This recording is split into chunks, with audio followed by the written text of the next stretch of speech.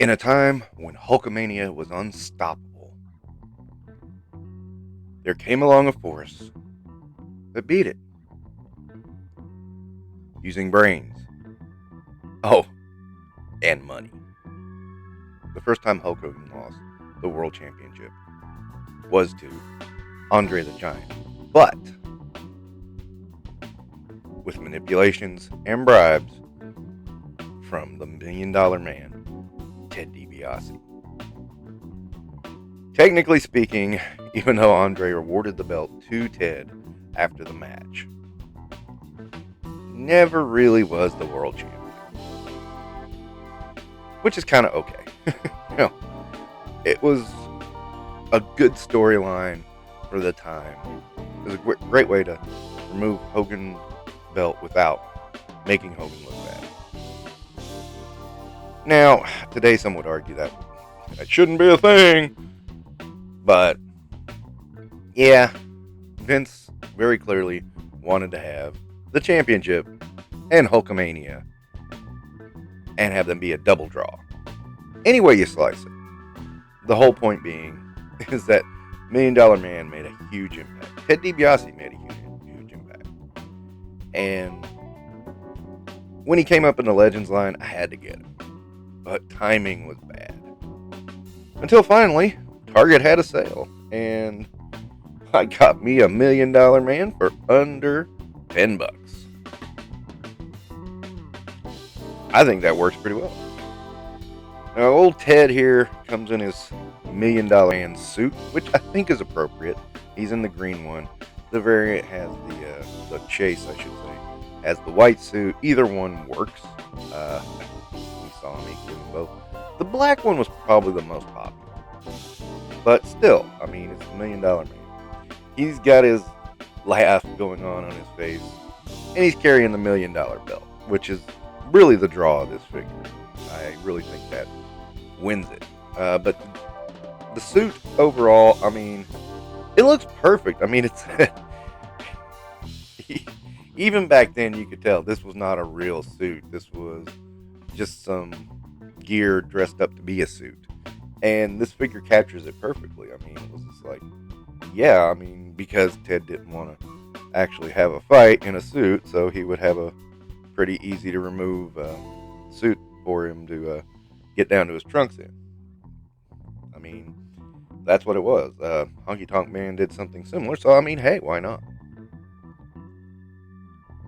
And looking it over, I mean, now a lot of people bemoan the fact that it's the green suit. Me, I'm good with it.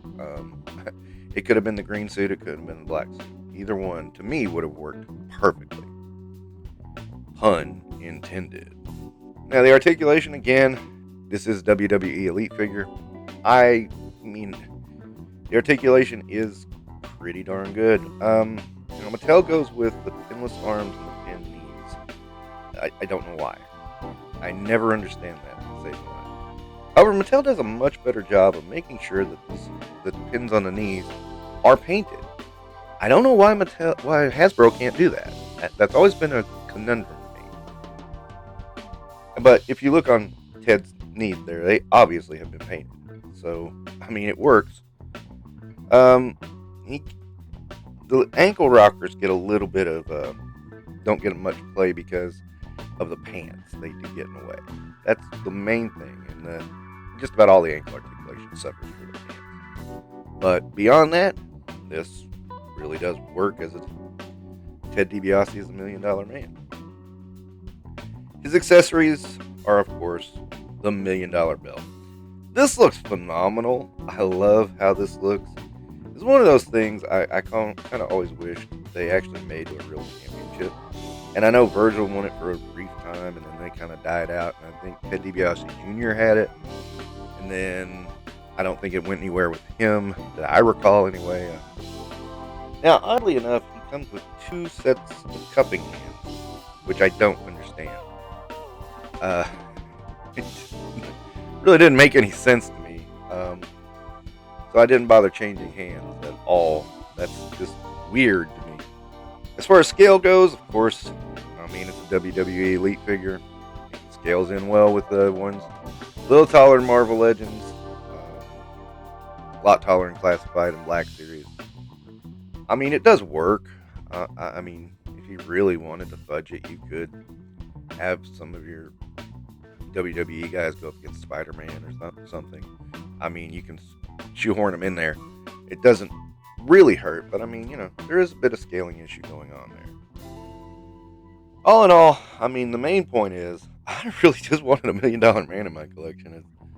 I just have very fond memories of booing that guy, and I know for a little while they kind of didn't resurrect the idea, but they kind of played with it in WCW of calling him Trillionaire Ted. But honestly, the time he ran, that bout of time he ran with Hogan and Savage, that was probably the pinnacle of $1 million man's career. He had a couple. I mean, he did win a few championships after that. Most notably, Money Inc. with IRS, aka Mike Rotunda, aka Bray Wyatt's dad. They came in and had the tag team titles for a little while. They did lose to the Road Warriors, but hey, Road Warriors, dude. And yeah. So it's not like his career has not got a claim to it. But it was a good run, and one I enjoyed very much. I booed Ted so much as a kid, and I won't say I didn't boo him as an adult either, but at the same time, I have a lot of fond memories of hating the heel, and it was like, that was the kind of heel you could hate back in the day. Not like now where the heels become cool. It was like, the bad guys were bad guys and the good guys were good guys. And yeah, that's every now and again you need that. You need that in your life, I think, because it's just a lot of fun and very enjoyable for me, at least. I don't know about you, but that will wrap up my look at the $1 Million Man Ted DiBiase from the Target exclusive Legends line.